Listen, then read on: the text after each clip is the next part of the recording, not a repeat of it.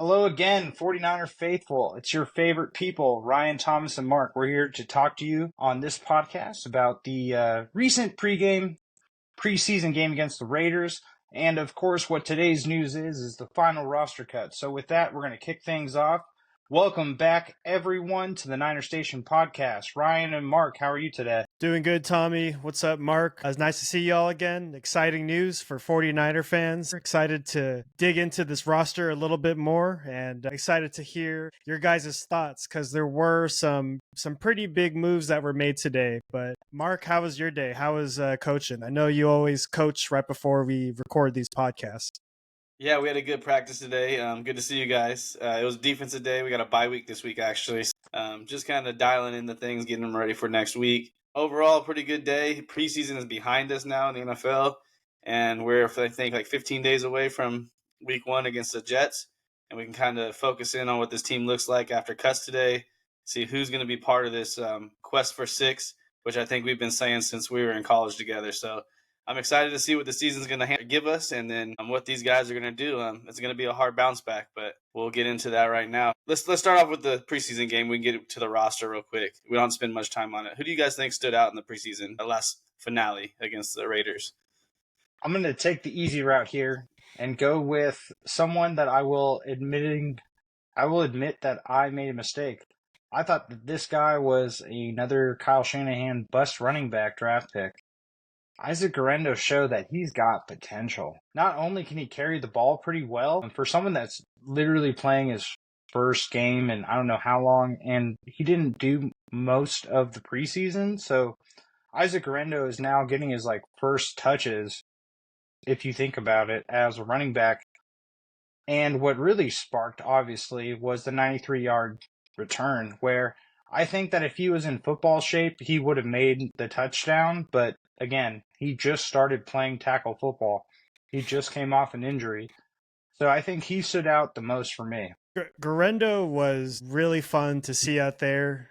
Out in the final game of the preseason, we've been anticipating, waiting to see how he would do. Like Tommy, he's been saying the past couple weeks, is he a bust? Is he not? But it was just awesome to see that, okay, this guy has a lot of juice. And you saw them out on the kickoff returns, and I'm excited to see what Guerendo does, and we'll probably talk about it more when we talk about the roster cuts, but he has a pretty unique opportunity ahead of him making this team. Obviously, we have McCaffrey, but someone that really stood out to me, again, is another running back that we've been talking about, is Jordan Mason. And it seems like he's been a consistent theme, just impressing us every single week. It started with him buying that jugs machine. He had a few great catches, scored another touchdown via Pooney push, I think, as well. So all in all, great day for the running back room. Mark, who did you see out there that you like? Well, first off, I agree with both of you guys. Jordan Mason, again, proved that he should be getting quite a good amount of carries this year. I mean, I know McCaffrey's the guy, but he's proved this preseason that he deserves more of a load than he's gotten in the past, which is only going to help the Niners be better. McCaffrey's going to stay healthier, and he just brings a different level of impact. And then Thomas Guerendo, you could tell Shanahan was like, hey, you've been out all preseason. We're really going to see what you got. Go out there on special teams, make an impact. We're going to feed you the rock on offense, prove that you can be productive. And if you do that, you're going to make the team. And based off what we found out today, it seems like he made that impact. And our guy, Cody Schrader, is probably going to be headed to the practice squad, but I still think he can develop. But for me, a guy that stood out, and he's kind of stood out last week too, coming back off the injury, was Jacob Cowing. He proved that he can get open. Again, the Raiders weren't playing anybody. I think they didn't start really any of their starters. But Cowing just proved, that he knows how to run the right routes. He's going to be where he needs to be. And when the ball is thrown his way, he will make a play. Even that touchdown catch, it looked relatively simple, but there was a guy flashing right in front of him before he caught that. So you've seen guys in the NFL drop that in those situations, and he proved that the moment's not too big for him. So I think Jacob Cowing came away in his last 2 preseason games coming off the injury looking really good, and like he's going to make an impact on this team, maybe more so than our first-round pick at wide receiver. So we'll see how that goes. But for me, Jacob Cowing proved that he's going to be a playmaker for us. It's a blessing and a curse for the Niners to be able to continually do this thing where we draft someone in the first, second, or third round, and someone we take in the 4th, 5th, 6th undrafted is better. It's a theme for the Niners, and it's almost like they use it as an excuse. Like, yeah, we fumble our first, second, and third round draft picks every year. But look who we got in the 4th round. Look who we got in the 5th round, right? At the end of the day, you want your draft to produce starters for the future. And the blessing and the curse side of this is, I mean, we're getting people at a cheaper rate. They might be not signed as long, but if you're a 4th, 5th, 6th, 7th undrafted, Brock Purdy is the cheapest quarterback in the NFL. He makes all his money off endorsements for John Deere Tractor and Alaska Airlines. So, I mean, yeah, we're getting guys. Jacob Cowing, wow, what a good choice. I don't know why I didn't say that instead. I took the easy road with Garendo, but in his little amount of work, I did talk about him last week or the week before about what Kyle Shanahan might want to do with someone with his skill set. He actually showed that that's a possibility. I mean, he's pretty quick, and his separation ability is going to show, I think, even against NFL starters, right? He's not going against the Raiders starters. He wasn't going against Saints starters, if I remember correctly. But I think in a game, it's going to be the same kind of result. So, and then, of course, Dominic Thuney. I've been a Dominic Thuney fan since we drafted him. This is one hell of an offensive lineman and a mauler, and we talked about him replacing Aaron Banks. I think the Niners listed him as a starter, so because Feliciano's out. So that just shows that Kyle Shanahan might be breaking his I don't trust rookies starting kind of mold, and maybe he'll let Cowing play, is where I'm going with that, right? If we let Dominic Thuney play, maybe we'll let Cowing play, especially because Pearsall more than likely not going to play. His shoulder injury is supposedly like a separation, not a separation, a dislocation. And like it requires, it's like a partial dislocation, it's not fully dislocated. In my mind, I'd play with that. But at the NFL level, you're looking at the longevity of your first-round draft pick, so they're obviously playing it safe. If he ends up having surgery and Cowing plays, I think we're okay. What's your guys' opinion on the rookie class? That's kind of my overall take from the last preseason game, too, was I think overall our rookie class looked well. So, I mean, look like they performed well. They didn't look like they were overmatched. I mean, even Kingston and the center we brought in from Michigan, even those two guys, undrafted, Nugent, even they played well. Renardo Green played well. Mustafa played well. Like you said, Pooney played well. Garendo played well. I think Schrader probably performed the least out of all of them. But I think overall our rookie class proved to be a very solid class overall. So I'm curious to hear what you guys think about their rookie class after the preseason. This is probably one of the better rookie classes we've had in a long time. And I think after the roster cuts today, I'm pretty sure all but one of the rookie class made the roster cut as of today. So that just shows the confidence that the coaches have in each and every one of the draftees from this most recent class. But, you know, it's been nothing but good news from the past preseason games, and it's coming at a great time where so many contract conversations are going on, obviously with the big dogs, with Trent Williams, Brandon Ayuk, but also we have the looming Brock Purdy contract, which is going to be huge. So to have young bodies, young rookies contributing like this at different spots, it's coming at a really good time. Mark, long answer short, I'm really happy with this rookie class. There's a lot of studs in there, and it's just coming at a great time. It's hard to think about this roster being the last. I mean, it's almost a guarantee based off the cap salary. Next year we're projected, I think, $30 million over. With how it stands, and that's without Brock Purdy having an extension, without Trent Williams having an extension, without Brandon Ayuk having an extension. So this is kind of the last dance for this group, and I think that the supplement of the rookies is going to push the veterans to make a case for who are the Niners going to keep, because it's only going to be one or two of them, right? Aaron Banks is probably gone. Giovanni Lenore is probably staying. Treverius Ward might be gone. He could be pushed out. So there's a lot of things with Renardo Green, right? Malik Mustafa could push out Talanoa Hufanga, who, again, apparently is coming back on the roster. You know, transitioning from the preseason game to the roster, we'll just go right into the safety group. Talanoa Hufanga was on the roster because the Niners did not designate him for PUP return. So that means that he's likely to play in the first 4 games, because if he wasn't, he would have been designated injury return. So that means that we're going to get Hufanga back to a defense that already has a secondary that can lay hat. So I don't know what you guys thought. Let's start with the safety group. I think it's the quickest one to go through because it's kind of a guarantee. I think for most of the Are you gonna players. pull it up, Ryan? Do you want me to? I could. Yeah, if you can. Yeah, 1 sec. But Mark, what do you think? I mean, I think the safety safety group group, was yeah. the only one we didn't really have questions on. Yeah, I think the safety group looks like it's going to be really solid. You have Mustafa there. I think Jair Brown's going to have a breakout second year, personally. Odell look good, and Hufanga, like you said, Hufanga is probably going to be coming back relatively soon if they didn't designate him, like you said. And I think also, too, I think Mahoney is going to be on the practice squad, a guy that didn't make the team, which we'll talk about later.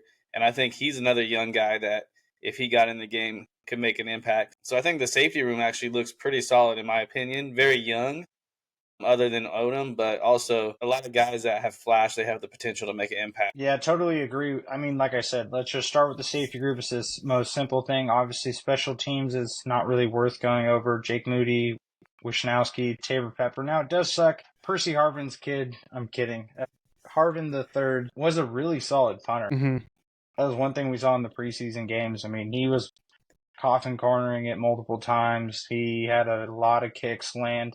I mean, we don't want to have to punt very often, and Mitch Wisnowski is pretty solid, but that was another player that it kind of sucks to let go. I mean, he's probably going to end up, though, on a 53-man roster somewhere else because everyone needs a good punter. Yeah, I agree. Tabor, I think Tabor Pepper, obviously, most Tabor solid long Pepper. snapper in the game. Best one in the game for sure. He's been there for a while. Long snapper is the best position. Like, if you can be good at that, you can make a good living for a And long you have time to be big in the NFL. enough. He's big enough. Yep, you're gonna get vested. Ryan, what do you think about the cornerback room? We kind of talked about the safeties. I think we're all kind of in the same ballpark with what we think about with the safeties. The cornerbacks are interesting, so I'm curious on. There's a name on there, so I'm curious to hear what you think about the cornerback room. When I first saw that Samuel Womack and Rocky Sin was not making the roster, that was one of the things that first shocked me when I first read the headline. But obviously, Renardo Green was going to make it. He was one of the rookies that really stood out this past preseason, this whole offseason, and in the preseason games. But Ambry Thomas was one that was pretty shocking one for me too, especially given his recent injury. Curious to hear what your guys' thoughts are. And really fast before, Tommy, do you want to give a quick citation for what this article is? I think you sent me this. It's Niner Nation from Bleacher Report. Yeah, so we're showing through Bleacher Report. I thought this had the easiest breakdown by position with a little bit of an opinion by the writer for the Niner Nation, not Niner Station. This isn't us. We don't publicize yet, but this is through Bleacher Report. I actually saw this when I was getting off work, and I thought this might be the easiest way for us to break it down because it does talk about in each of the paragraphs here about who was cut. So I think that Ambry Thomas made the team solely because they can designate him for injury to return later and get the 53-man roster spot. The thing that shocked me was the person that they cut was Rocky Sin, who showed that he could be an NFL starter. I don't think he clears waivers.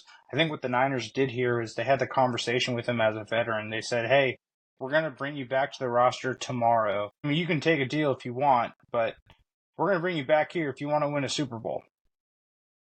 And that's maybe how they get him to stay, but I think he might end up somewhere else because he could easily be a starter on a lot of rosters. Yeah, Rocky Sin was a shocker to me. I thought he was going to make the team. And I think you're right. Ambry Thomas is going to be designated, I think, on IR because there's only a certain number that you can do going into the season. So we'll see if Rocky Sin does come back and they had that conversation on the side. That'd be a huge addition, and that'd be a really deep cornerback room, probably the best cornerback room in the Kyle Shanahan, John Lynch era, in my opinion. You got players like Isaac Yadam as your depth and Renardo Green as your depth guy. We've never had stuff like that before. Darrell Luter is pretty solid. I think that for whatever reason they thought that the bigger risk in loss was Rocky Sin over Darrell Luter is probably age. Darrell Luter was a rookie last season, didn't really play much until the end of the season.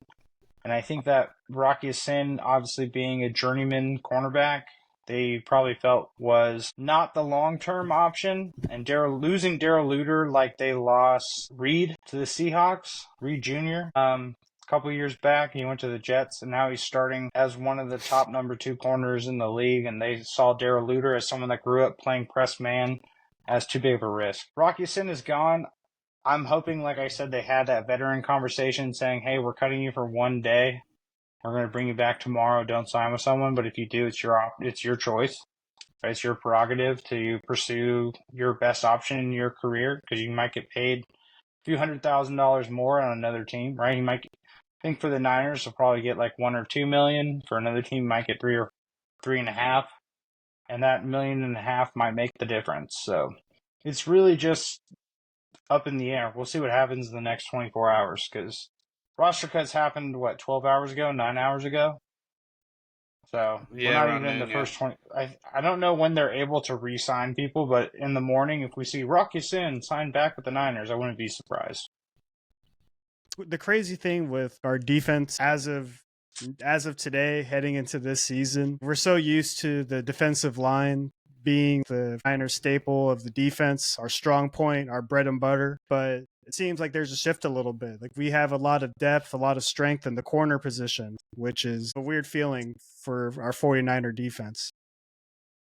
Yeah, that's definitely going off script, and you could argue that Steve Wilkes, the XDB, would have loved to have this team to run his scheme, right? Maybe a year too late for Wilkes, but it is weird to have the defensive backfield being the strength of this defense.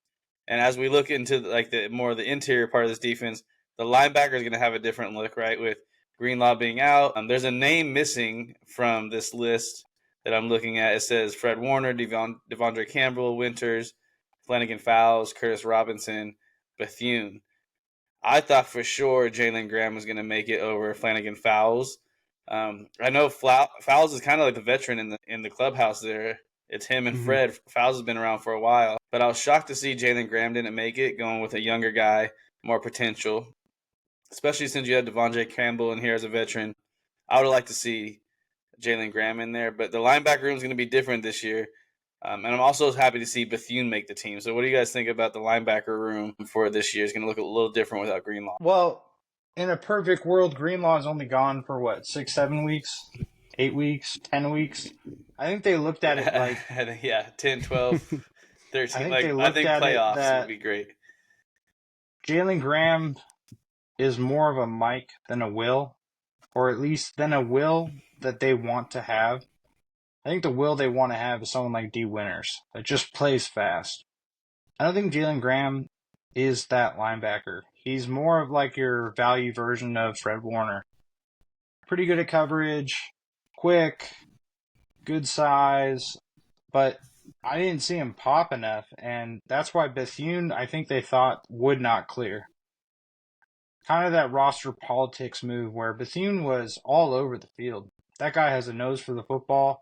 Yes, it's against your second and third string players, right? He's not doing that against NFL starters, but I think they looked at it like, who's probably going to be gone? I don't think Jalen Graham showed enough on film in preseason to where another team would take him.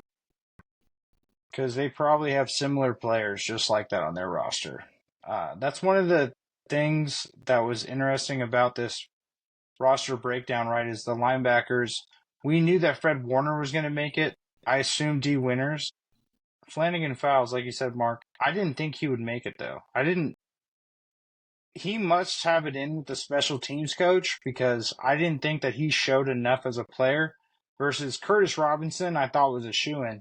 He showed plenty in the preseason film to make me think that we were so lucky to be able to get him back. We should never have gotten rid of him in the first place. But Flanagan Fowles, I don't think he really earned the roster spot. I think he's there for special teams, and I also don't see the value there over Jalen Graham. Kind of to Mark's point, like he said, like compared to Jalen Graham and going in Flanagan Fowles' direction, do you think maybe just because they wanted another veteran presence in the locker room for the linebacker group, since Greenlaw is going to be out for how many weeks, that they wanted some stability there? That's kind of the rationale behind that decision, or do you think it's something else? I think for sure, right? Because the whole reason they brought in Sorensen to run the defense is to have that kind of unity and stuff. And when you look at that list, right, Fred Warner's obviously been there forever, but everyone else, D. Winters, second year. Devondre Campbell, first year in the system. Yes, he's a veteran. Robinson, it's his like first and a half year because he got cut from the Niners a few years ago. So he kind of knows the system. And then Bethune's a rookie. Fowles is the only other guy in that group that knows the defense probably inside and out. So I think that is probably a big factor on why he did make the team over Jalen Graham.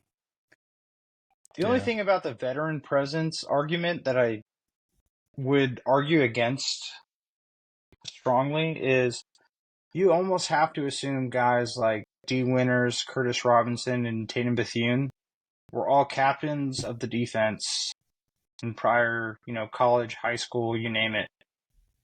So you're not really losing that presence because everyone knows exactly what it is like to fall in line behind Fred Warner, be a captain, and support the team. And they know football. To play linebacker at the NFL level, you must have a high NFL IQ and high football IQ at the NFL level. And I mean, obviously, I do not have anything close to that experience. But you almost have to assume, where's the gap? What is Demetrius Flanagan-Fowles really providing? I still think it must be a special teams thing. I just don't know how he's better at special teams than Jalen Graham. But, all right, let's move on here. So defensive line, obviously, with the recent injuries to Leonard Floyd and Yatur Gross-Matos, I think they're both supposedly going to be healthy for week 1. We'll find out. I think the Niners are going to make a move in the defensive end world. Robert Beal Jr. can't anchor. And you have an upset ad here that none of us have ever talked about on the Niners station. So first time, Sam, I'm not going to say your last name. I was thinking the same thing. I was going to call him Sam. I'm like, I'm not trying to say that. At work today, I listened to Brian Peacock and Eric Crocker talk about this, and Eric Crocker talked about how he's not going to pronounce his last name and call him Samo until he can figure it out. So that's where I stole that from. That is not an original statement, unfortunately, but you got to think about here that a guy does get the defensive line coach and defensive coordinator behind him. Must be pretty decent to make the team. I've heard about his story. He grew up out of the country, moved here, played in high school, had to stop for grades, played his senior year, went to Maryland. I think he might have transferred after that. He was drafted by the Titans as a little bit of a background, but Sam apparently can play ball. I'm just curious to see if Sam is a day one roster or a final roster. I don't know if he'll be a final roster, but I've also heard good things about him. And obviously, Kasarik was in the ear of Shanahan and Lynch saying, hey, I think this guy deserves a shot. Robert Beal, I understand why he made the team because he's kind of like a last man standing at defensive end. But I've really tried to watch him this year when he was in the game in the preseason because he has all the measurables, right? Height, speed, strength, all of that in the weight room. But I've been very underwhelmed from what I've seen. And obviously, I'm not watching game film. I don't know the defensive play call, what his assignment is. But I feel like he doesn't set the edge well, like you said, Thomas. And for a guy that has the speed that he does in the 40-yard dash, I feel like I see quarterbacks scramble away from him. Guys get the edge, and he just can't get out there and make a play. So I was very underwhelmed with him. And Floyd and Gross Matos, those guys getting hurt in that last game, really depleted our depth. So I think you could see a guy like Randy Gregory maybe getting a call saying, hey, we need some – you played with us last year, you just got cut. Do you still want to play? Come in for a vet minimum. I think they're going to start reaching out for guys to bring some depth in at the defensive line. And for the first time, I think, in the Lynch Shanahan era, that's probably the weak link of our defense. I'm excited to see what happens these next few weeks. Like you said, Tommy, if we do end up making a pretty big move or if we go the veteran minimum route and pull someone else on the roster. But looking at this defensive end group, you guys pretty much captured everything, pretty solid group. But I'm starting to wonder now if we do want to make it to the Super Bowl and have Super Bowl aspirations, having, those 2 injury scares in the 3rd preseason game last week, really opened our eyes a little bit. So really hoping for the best with this group, but hope they stay healthy. One last caveat, though. We focus obviously initially on the defensive end group, but I do think that we're stronger this year for defensive line. I think was it The video Jordan Jordan Elliott Elliott, Malik split in the double Collins. team, but the one that Jordan Elliott split in the double team was the best football video I've ever seen. I think it was I mean, amazing. he splits he takes on one block in the double team, sheds it, takes on the second guy, sheds it, and makes the tackle at the line of scrimmage, Yeah. maybe behind the line of scrimmage. That was something that most people can't really do. I think Aaron Donald could do that. Yeah, but he did it in a defensive different way. linemen aren't doing it. He got out of his So stance, was stood awesome. his ground in the gap against 2 NFL linemen. Boom, boom, tackle. Like that was a man's play right there. No offense to Javon Kinlaw, but as a first-round draft pick, No. we didn't see that once. The last time we saw anyone do anything similar was DeForest Buckner. Yeah. I don't even think sure. Armstead ever really even did that. So that was a man move. That is gap control. That is textbook gap control. I mean, that's literally the best you could possibly do in that situation. You take on a double team, shed both, and make the tackle at the line of scrimmage. I'm actually willing to say this week, every NFL and college team has seen that exact clip in the defensive line meeting room. Every defensive line coach in the league, maybe even high school, has pulled that clip up and said, "Hey, when I say you got B gap control, this is what I mean. And this is how you fight a double team and make the tackle. Don't tell me it can't get done." Even though we all know that's very hard to do, it was a beautiful thing to see. That's like nerd football talk, though. So I don't know how many people. I don't think a lot of people understand that. That is such an incredible play. I mean, to shed a double team and make the tackle at the line of scrimmage, maybe to shed a double team and get pursuit. Yeah. But at the line of scrimmage, that's like that. We're talking about a very small percentage of people that can ever do that. But yeah, totally agree. Robert Beal Jr., again, all the measurables in the combine, but the game film doesn't show the same performance. And that's why you can never really truly trust a defensive lineman's combine results, right? They could have 40, 45, or 30 to 40, bench press, 225, run a 4.4 like Robert Beal, and they get out there and they don't move people like Jordan Elliott. Now they're playing different positions, but I also think Robert Beal's a little undersized. But yeah, I did see, obviously we have Kevin Givens due for depth. So again, this is the first year where behind Hargrave, I do feel like Hargrave and Malik Collins are probably going to start, but our next rotation is going to be Elliott and Givens. That's pretty solid. Most years we're getting beat up the middle, and it looks like with the addition of Jordan Elliott and Malik Collins, now we actually have that depth to more consistently stop that up the middle run. And I think that's going to make waves across the defense. But we'll find out, right? I mean, again, we got the strong safety and DB group that we talked about earlier. Obviously, we're deep at linebacker. So the defense as a whole, I think we can round it out there. Looks pretty solid. Obviously, we have Nick Bosa still. We have Bosa. For those following along on video, we're kind of going ascending order, so bear with us. Yeah, we're going backwards through the Bleacher Report from easiest position to go over, the safety group and special teams, upwards through defense, and then on to offense now. So, obviously, let's start with the offensive line. Without Trent Williams, we're looking a little depleted, in my opinion. Left tackle is going to be Jalen Moore if Trent Williams doesn't sign. And I don't know about you guys, but that's a huge risk. But as we go through the rest of the group, I mean, we have people like Dominic Pooney at guard. That's going to fill a big gap. We're going to be able to run up the middle a lot better to the right side. I think that's where he's going to start. Aaron Banks will probably be left guard. And then Colton McKivitz is going to be a better player with someone like Pooney next to him. Kind of like how Aaron Banks is a better player next to Trent Williams. But we don't really have tackle depth. And we also decided to keep Nick Zakelj solely because he used to be Brock Purdy's roommate. What do you guys think about the O-line? I would like to think that Nick Zakelj, kind of been earning his spot and not solely attributed to being Brock Purdy's old roommate. But yeah, it's been wild to watch, especially with this whole Trent Williams news in the backdrop. We keep harping on it, but Dominic Pooney really has been a godsend for us this season. Imagine all the conversations we would have had about the 49ers offensive line if we didn't get Dominic Pooney. I'm curious to see, like, the lack of tackle depth is what really scares me as well. And who knows what Trent Williams decides to do, but if he's not out there, it's going to be really, really ugly for us.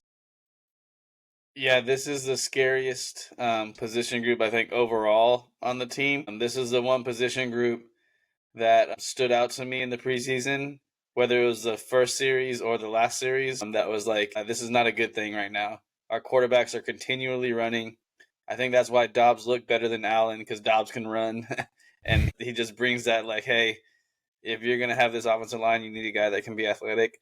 I think actually with Banks and Pooney, like, we're pretty solid in the middle, right? But we're looking at this list, and there's no Trent Williams, and Trent Williams does not sound like he's gonna come back unless we pay him. So the first thing is pay him. We need him. Second thing is if we don't have Trent Williams, I don't know if we get 17 games out of Brock Purdy this year, based off what I'm seeing on this list. Like you said, Pooney is a godsend. If we didn't draft him, we'd be in big trouble. I think Zakel made the roster over Nugent as center because Zakel can play guard, and I think he can actually play tackle in a pinch, like if you needed it. Where Nugent is strictly a center. I don't think he can play guard. So I think that's why Zakel made it. And, Purdy might have been in the year too. But I think that's mainly the reason why he made it. I'm not very confident in the offensive line this year. And I think depending on how this year goes, they might need to look at the way they structure this team and say, hey, maybe we spend a little less money on the skill guys, kind of like the Chiefs did, right? Letting Tyreek Hill go and guys like that. And we just focus on building this line behind our quarterback, because we have an offensive coordinator that's supposed to be able to get guys open and get looks. And so this group scares me the most on this team this year. I mean, for anyone to get looks, you need there to be time. And I fully agree with you that without Trent Williams, we don't see 17 games from Brock Purdy. As someone that's drafted Brock Purdy quite a bit in best ball in the 9th, 10th, 11th round, I would love to see Brock Purdy play a full season. I mean, totally agree. Godsend is almost an understatement for Dominic Pooney. Think of the last decent or good offensive lineman we drafted. It was probably Mike McGlinchey in the first round of the 8th pick. So we had to use that kind of draft capital to get someone comparable to the production we're hoping Pooney can give us. And I'm worried. I mean, this offense is great. We got skill positions at every level, offense and defense. But without an offensive line, it doesn't matter. We don't score points. You can have Christian McCaffrey, Deebo Samuels, Ayuk. Oh, wait, Kittle. We do. We have all those people. We have Pro Bowl level players at every position as a skill position for the offense, plus depth. But we don't have an offensive line right now. We really don't. I was kind of shocked that, was it Kingston? Yep. Or Kingston didn't make the roster. I think he'll be a practice. Well, I hope he clears waivers, because he's a guy that could play tackle. And that's where I'm worried the most is, knock on wood, we're all Niner fans here. We know the injury bug tends to bite the Niners quite a bit. And with things like the rest differential that we have, with Trent Williams potentially not playing week 1, I no longer count the Jets game Monday Night Football as a win. And without Trent, I think it's 50-50. So, yeah, I'm most worried about the offensive line.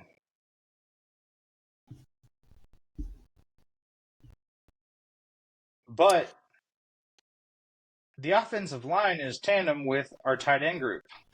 So we'll lead us into that. Nice. So what's interesting here, and this is the first time I'm going to use that word today, because the Niners did something they'd never done before. They kept 2 tight ends. And they kept George Kittle and Tonges. I think. From Cal. He's a Cal guy. Tonges or Tonges. Now, he's decent. But in the past, we've had guys like Ross Dwelly. And we've had tight ends Charlie Warner, that we thought could, block and maybe catch passes. I don't think if Kittle gets hurt, Tonjes can fill any of that void.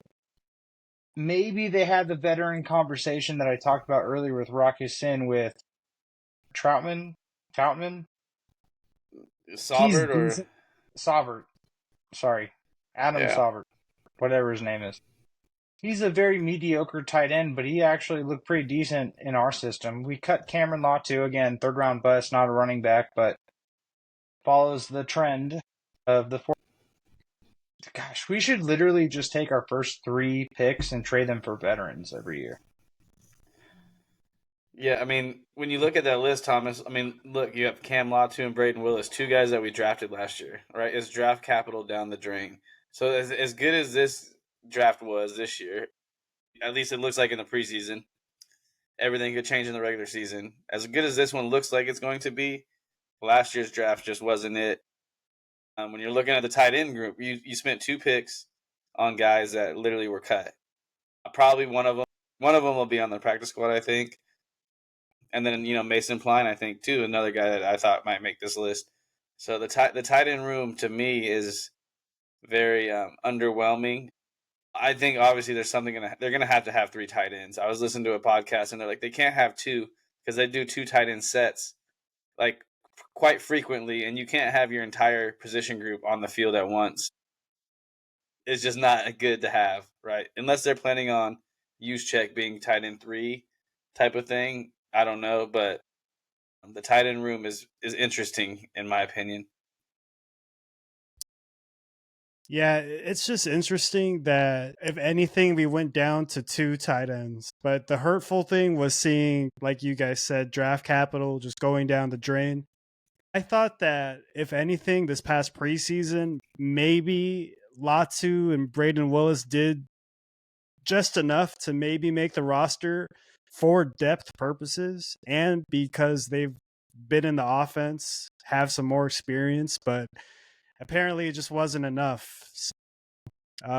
Hopefully Kittle has another healthy year ahead of him and he could produce because we are certainly going to need him. Shout out to Jake Tonjes. He is ultimate local kid coming out of Los Gatos High School as well. And Hey, Cal, that's awesome. But 2 tight ends, that'll be interesting to follow as well. I bet you he's living at home with his parents in Los Gatos and commuting, He's saving that money. He's the 2024 DeVito. There you go. Yeah, is he getting I used to work in Los cold cuts or Gatos. It's whatever? not a bad place to be. Cutlets? His Yes. mom making cutlets for after practice? No, maybe he doesn't have a problem bulking up for the NFL. We can put it that way. No, Yeah. but yeah, this is just a weird group. I think that with the injury designations with Feliciano and Ambry Thomas looming for tomorrow, I think a tight end is inevitable. I just think that we need more defensive line depth and a tackle. So if they decide to roll into week 1 with 2 tight ends, that'll be the first time I think any team has done that. I don't think any team rosters just 2 tight ends. So it's just, again, like Mark mentioned, we run 2 tight end personnel more than any NFL team.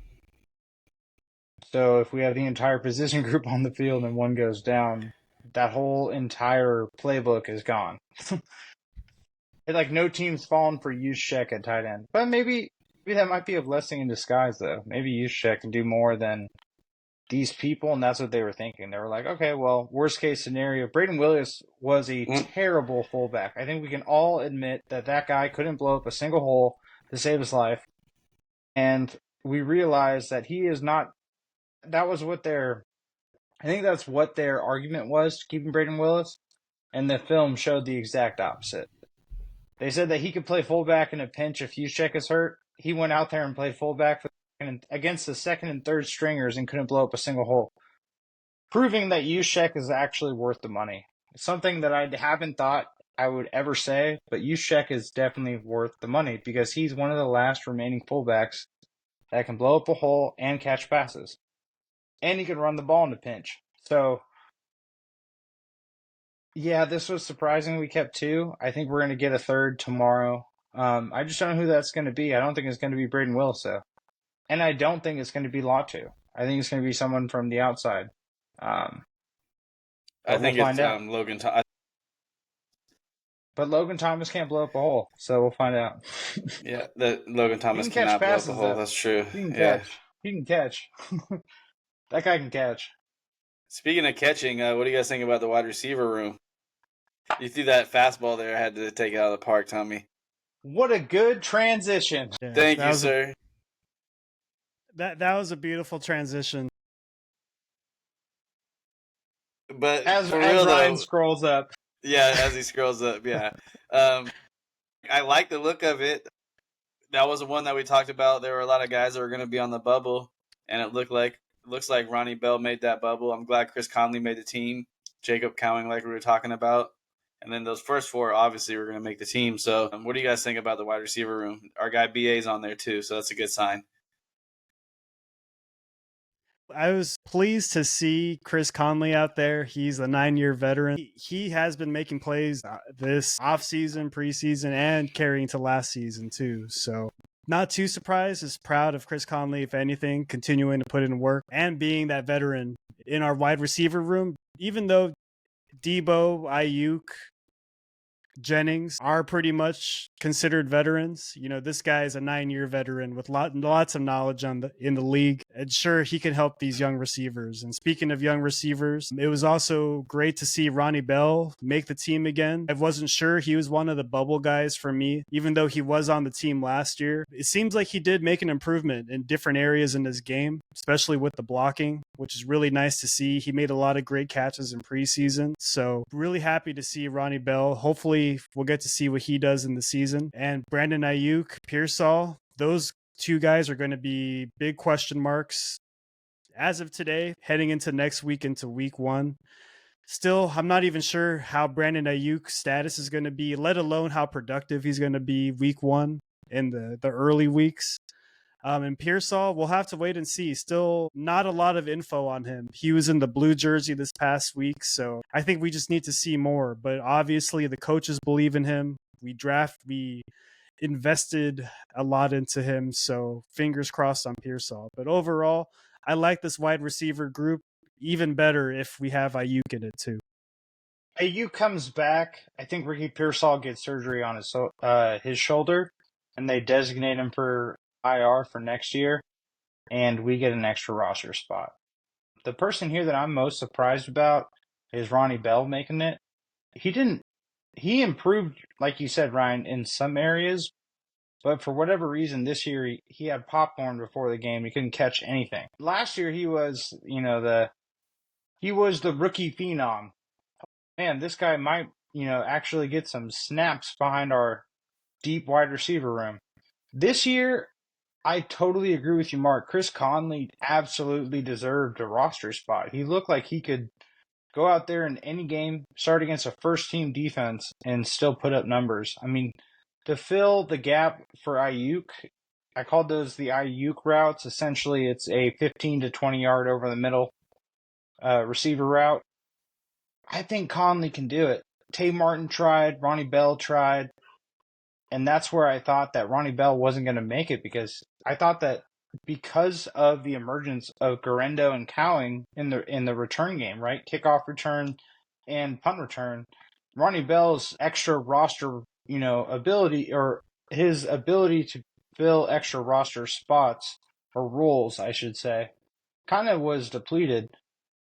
I thought Trent Taylor was actually going to make this team over Ronnie Bell, because I saw enough from Trent Taylor to see that if we were to actually get in that situation where we're starting our wide receiver 5 or 6, Trent Taylor can do a lot of the intermediate stuff like he did back in the day with Jimmy Garoppolo. With a better quarterback like Brock Purdy, I think Trent Taylor is actually pretty decent out there. I mean, his ability to separate hasn't like gone away. But Ronnie Bell and his Butterfingers, he made the roster because I think the Niners thought roster politics. He's not going to clear waivers, so we have to keep Ronnie Bell. But the rest of the group, I think, is pretty understanding. The one thing I am happy about is we finally cut Danny Gray. Nothing against Danny Gray as a person. I was gonna say, yeah. I don't know if I would be just- happy about cutting it, but yeah, I'm I kind get of what you're happy saying. that he's gone, because I just thought he was like not as good as Dante Pettis. He was just faster. He's gonna go to the Chiefs and go off. Watch. No, I'm just kidding. Oh, Ronnie. don't. Okay, yeah, they're good. They don't need a receiver. I think Ronnie Bell made the team simply for the fact, like you said, he wouldn't clear waivers.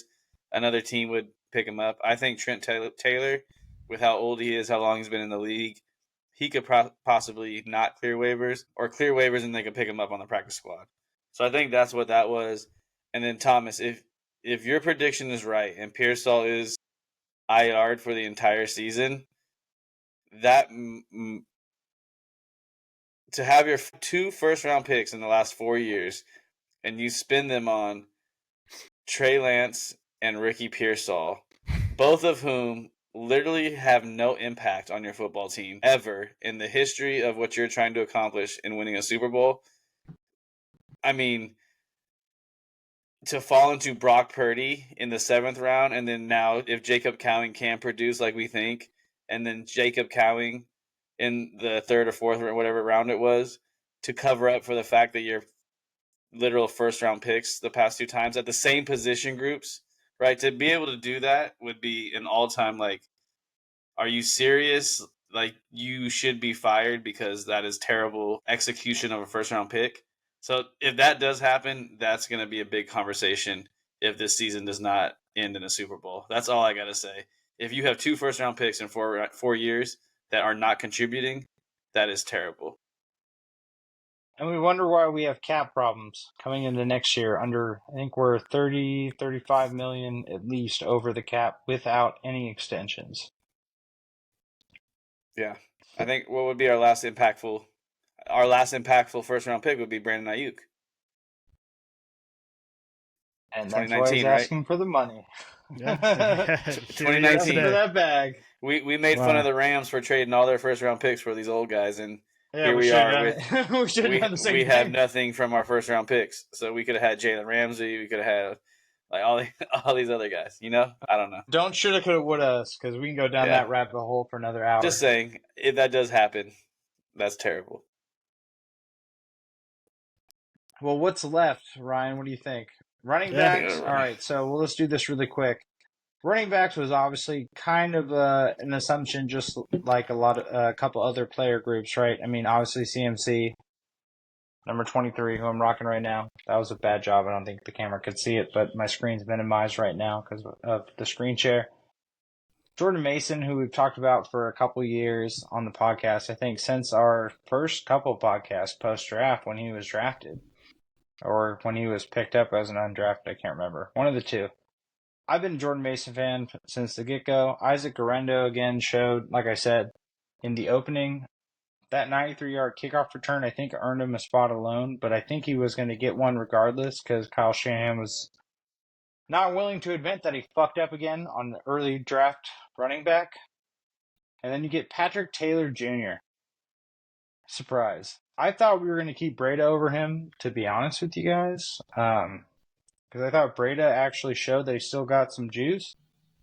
And Patrick Taylor is good, but Breda has succeeded for the Niners, and I thought he was going to get the roster spot solely because of the history. Juszczyk, obviously, he's going to be on the team because, again, we don't have a fullback that can, This is probably an easy position group. Did you guys see any shockers here? I think the shocker for me was seeing a good running back for us the last couple of years, Elijah Mitchell. Seeing him get placed on the IR, his injuries must be really bad for him to be placed on season-ending IR, and for guys like Patrick Taylor to take his place. So I'm sure we'll hear more about like the reasoning and what exactly is going on. But for me, that was the big shocker, Elijah Mitchell. Yeah, hearing that news, it was just like, man, like you feel bad for a guy, right, who clearly has a talent, but like he just lives up to the like. If he could stay healthy, it's the same conversation every year. He's like Jason Verrett at running back. Yeah, exactly. That's a perfect comp. It's like when this guy's healthy, corner. Yeah, when he's healthy, he's a top 10 running back, but he's healthy 1 to 2 weeks a year. So like, it's like, well, great, that's awesome. But maybe he'll be on the flag football Olympic team where you're not hitting people in 4 years. But that was a disappointment. I think that's going to be the bow tie on his career as a Niner. Thomas, I think you said before the pod, it was kind of like a courtesy. We'll just put you on the IR. You've done a lot for this organization. You can make the money instead of just being cut from the IR. I'm sure you get paid something. But that was sad for me to see. Overall, though, with him being out, this is probably who would make the team because Schrader didn't show anything worthy of making the team over Patrick Taylor. And this running back room, I think, is pretty solid overall. So I'm excited to see it. And then the quarterback room, right up there next after the running backs, was probably what we all thought was going to happen. They're going to keep all three and go with, I would say Dobbs is probably going to be the number 2 quarterback on game day, in my opinion. But I like the quarterback room overall. I think we all know as football fans, though, if QB1 goes down, Super Bowl chances probably go out the window. So let's hope that we don't have to watch the other 2 guys for an extended period of time. Yeah, I mean, in what world do we think that we're going to bring home a championship against the Chiefs with someone that's not Brock Purdy? Back to the running back room really quick. Yeah, absolutely. I think that Elijah Mitchell got that courtesy. You've done a lot of work for our team. We wouldn't be here if you weren't here type treatment where he's going to essentially get paid this year instead of being cut at the full value that we were going to pay him. And if we win this year, knock on wood, he gets a ring because he's on the IR. So he's technically a part of the team. Moving to the quarterback room, 100% agree that this is not necessarily crazy. I thought it was kind of funny. Kyle Shanahan, in the interview, said that we haven't really discussed who the second string quarterback is. But I agree. It might be Josh Dobbs over Braylon Allen. I actually do think it depends on the team we're playing. Maybe that's why Kyle Shanahan said that, because if the team has a good pass rush, you want a scrambler, Josh Dobbs. Team doesn't have that good of a pass rush and our offensive line looks good, you might want Braylon Allen because you can call more plays in your system. So maybe he feels more confident that Braylon Allen's a better choice. But the person that I'm hoping, fingers crossed, clears waivers is Tanner Mordecai. That was the first deep ball I've ever seen, Hail Mary type situation in the Niners where we actually completed it. Yes, it was a tip pass. But Jimmy Garoppolo couldn't do that. Alex Smith, I don't really remember him ever doing it. The only time you ever see a Hail Mary pass completed is like Aaron Rodgers, right? On a highlight on ESPN Top 10. We saw Tanner Mordecai do it, and I'm hoping that other teams didn't watch the fourth quarter. But I think ESPN showed it. So will Tanner Mordecai clear waivers and the Niners can bring him back on the practice squad, trade Josh Dobbs, tinfoil hats, or Brandon Allen, right, to a quarterback needy team? Because, knock on wood, I don't want to talk about injuries, but it's inevitable across the NFL, 32 teams, that first string or second string quarterback gets hurt. It's already happened with J.J. McCarthy. It could happen anytime with any quarterback in any game. And some teams are going to be looking for depth, and we have 2 very NFL respectable backups. They're not starters. Josh Dobbs and Allen are not starters in any sense of the word. But in a pinch, if you needed a backup, Niners actually have a pretty decent backup situation. So I would love for us to trade for a 5th or 6th round, given our history, for Josh Dobbs. But if we don't, and Tanner Mordecai ends up on the practice squad because he wants to stay, because he realizes that long term we're not keeping Allen and we're not keeping Dobbs, and you'll be number 2 behind Purdy for the 49ers moving forward as of next year, basically. Maybe he stays, right? Again, it's those behind-the-scenes conversations that we have no idea what's going on. I'm just thinking from my background in sales that I would sell Mordecai on staying with the Niners as a practice squad player versus making a 53-man roster that in 1 year you're going to be the backup for Brock Purdy. So that's just my thoughts. I agree with those thoughts. If I was his agent or person advising him, I would paint that same scenario that Josh Dobbs, Brandon Allen are not the long-term backup solution. And for all we know, just given the NFL, the ebbs and flows, the high rate of injury, that teams will be in need of a quarterback. And we all remember the Pastronaut from last year. And people will be in need. So I think that'll just take some time. But until that does happen, it's nice to know that we do have solid QB room heading into the season. We have our guy Brock, and it's going to be a big season for Brock. If all goes according to plan and what we hope for him to do to take us to the Super Bowl, he could be one of the highest, or if not the highest paid quarterback in the league. So a lot can happen in this year for Brock Purdy, for our QB room. So I can't wait to see it.